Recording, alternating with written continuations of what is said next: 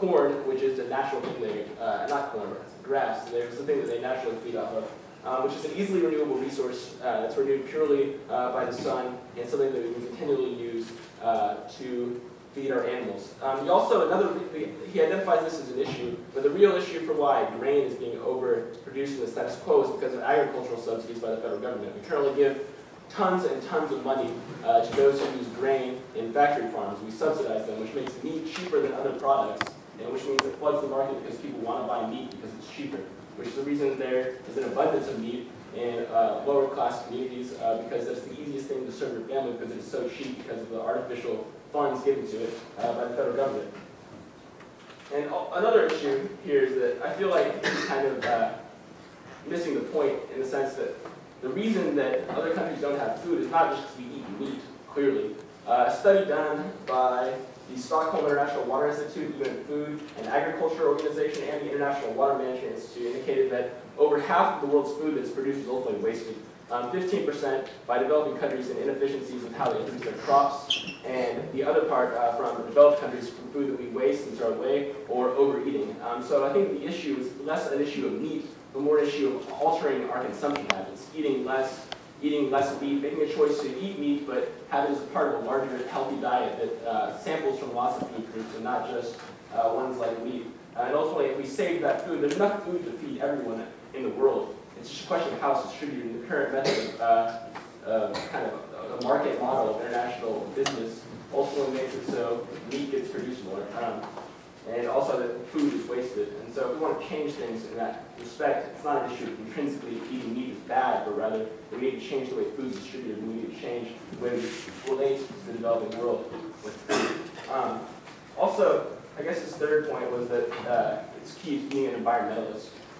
He said, but one, this issue is also an issue solved by minimizing our meat intake. Before grain subsidies, people didn't eat nearly as much meat, but the consumption worldwide is skyrocketed because of these subsidies, because of the artificially low price. So only if we got rid of the subsidies, if we ate less meat, it would largely solve the majority of the environmental issues, because currently we're just eating at too large of a pace. It's not an issue of meat being unethical, it's an issue of us overeating meat being unethical. It's like having a beer is not bad, drinking lots of them every single night might be. It's an issue of consumption.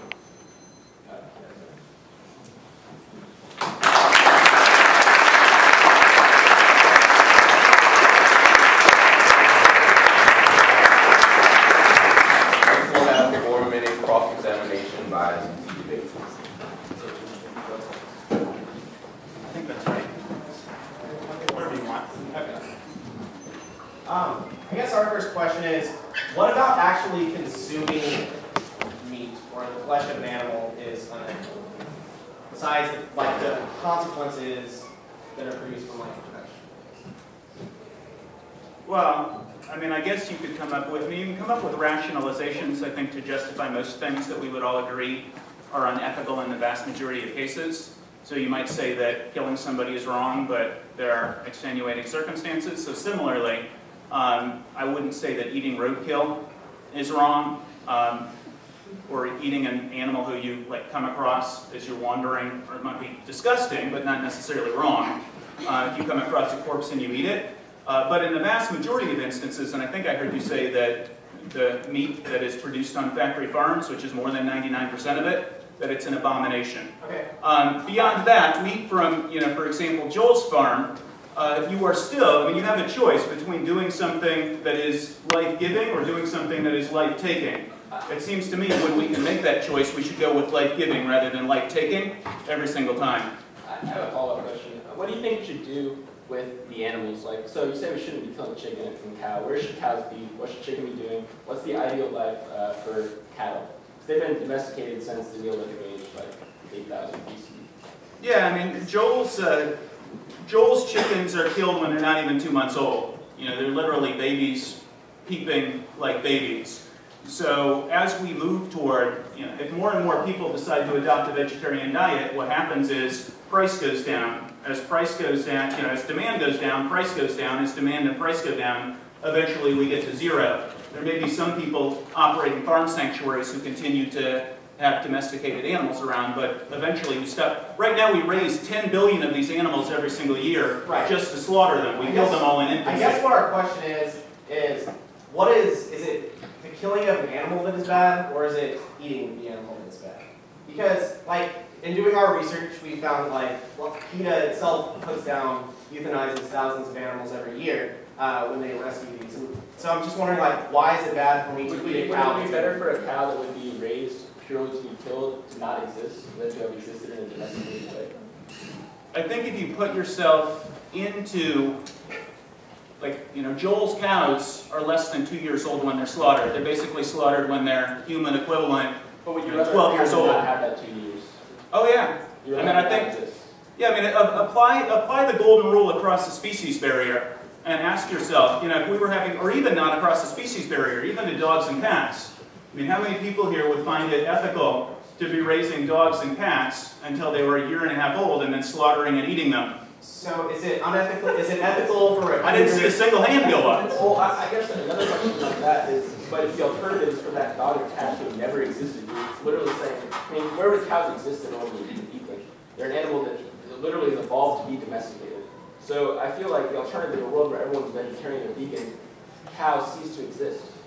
The vast majority of them certainly do. I imagine that some people would continue to raise them as companions, like people raise dogs and cats as companions. There are farm sanctuaries that have cows and pigs and chickens on them, and I imagine that some of those would exist, but we wouldn't be raising, as we do now in the United States, 10 billion animals.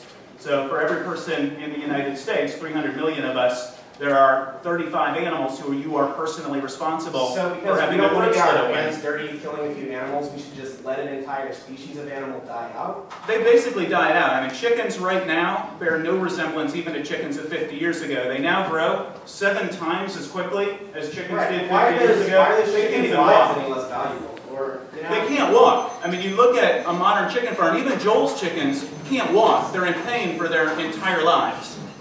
I mean, imagine the worst case of arthritis you can imagine, and that's your entire life. You know, Alice Walker calls eating chickens eating misery because the abuse is so bad. The same is true for pigs. Cattle are the only animals who ever in this country anymore have a life that's even mildly worth living. And so if you were a human who had like terrible arthritis your entire life, you say Roger be dead, that exists without arthritis. Well, I think if your entire life, from birth to death, is you're killed when you're about 12 years old, and it's all agony, that's the choice I would make.